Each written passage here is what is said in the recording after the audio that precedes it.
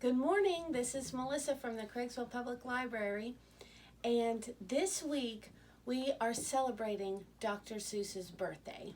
And I know that Golly River Elementary today is wearing PJs in honor of the sleep book, so I'm with my pajamas with you, and we're going to read a Dr. Seuss book this morning, and we're going to read one every morning together this week.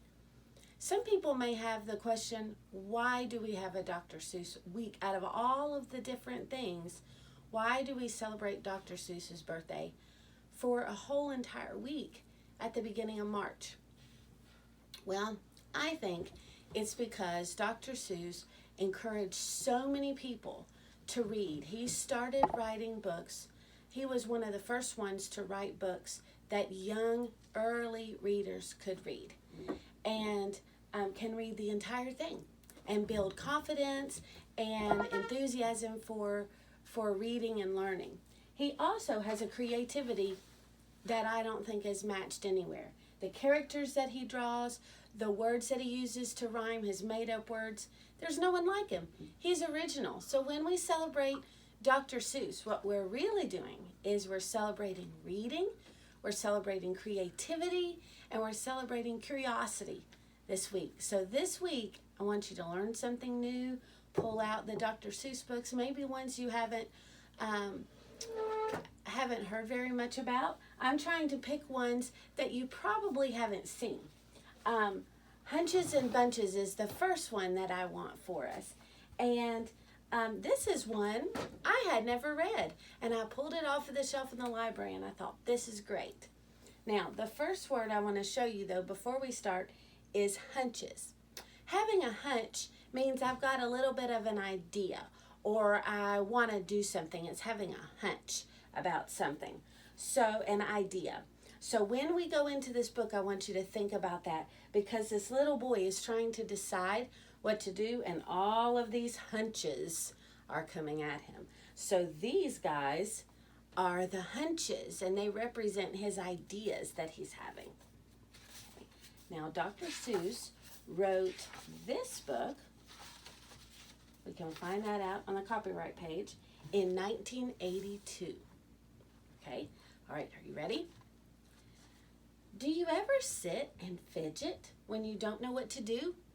Everybody gets the fidgets, even me and even you. And today was quite an awful day for me and my poor pup. My trouble was I had a mind, but I couldn't make it up. It's awfully, awfully awful when you can't make up your mind. Do you want to kick a football or sit there on your behind? Do you want to go out skating, fly a kite, or climb a tree? Do you want to eat a pizza, take a bath, or watch TV? Oh, you can get so many hunches that you don't know ever quite if the right hunch is a wrong hunch. Then the wrong hunch might be right. There I was inside the house, so fuddled up I could shout when I got a hunch, a happy hunch, that I shouldn't be in, but out. But before I could follow that happy hunch, a voice snapped, "Don't you dare!" And a real tough hunch had formed me. "You're not going anywhere. There is homework to be done, bub. Sit your pants down on that chair." And so I did. I sat me down, but as soon as I got sat, a better hunch came and he yanked off the homework hunch's hat. The better hunch said, "We'll head downtown. We'll pick up your good friend James and together we'll trot to some real cool spot and we'll play a few video games." So of course, that's what I started to do, but a sour hunch came to spoil it. "Your bicycle's rusting up," he yapped. "Get yourself out back and oil it." By now, my mind was so mixed up I really didn't know if I wanted to go to the barber shop or to Boise, Idaho.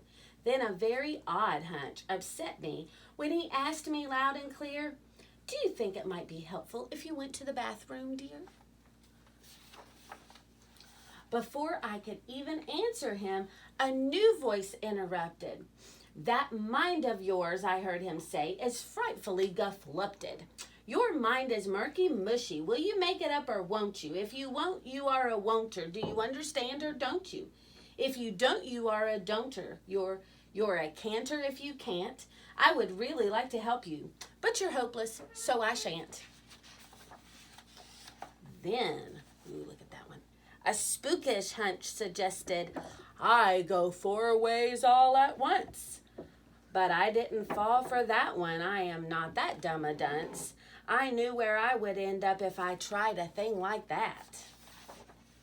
Most likely on some dead-end road in West Jehoshaphat. I was much too smart for that 4-way hunch.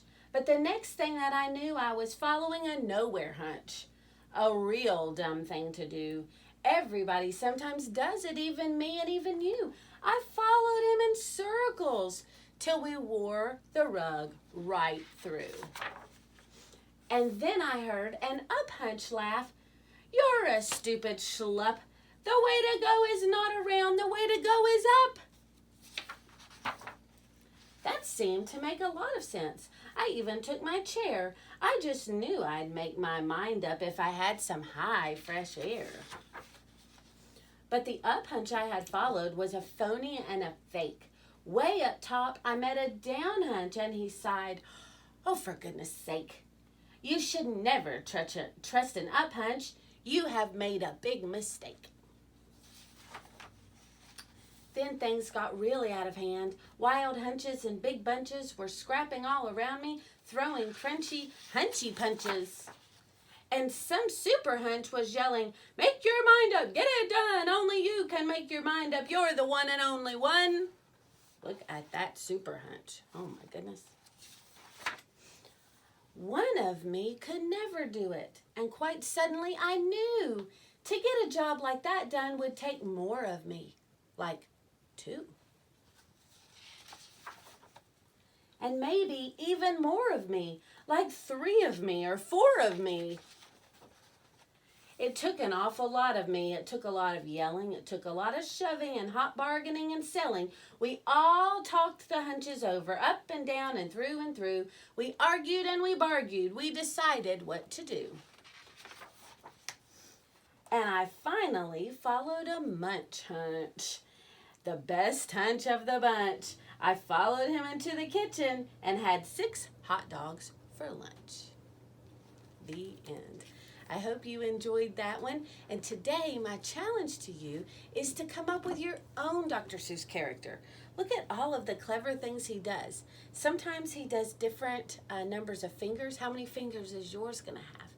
Sometimes he does something funny on the head. Look, all of the hunches in this book had something kind of crazy on their head. And some of them pointed to where they wanted him to go. Their outfits are usually very, very colorful. Some of the characters in this one, so it's kind of like a people character, but look, it's got like a big beak, almost like a bird, but eyes kind of like a person, and eyebrows and fur a little bit on the back of the head. So think, what kind of a nose am I going to have? Am I going to have a people round nose? Am I going to have a long beak nose? What kind of hair? Am I going to have big shaggy hair? What kind of body? A big round body? A thin body? And how many legs? Am I going to have 2 legs? Am I going to have 4 legs?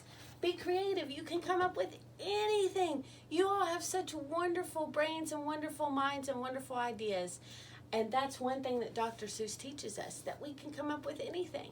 So come up with a new character and have fun today and enjoy reading. And I will see you next time at the library. Bye.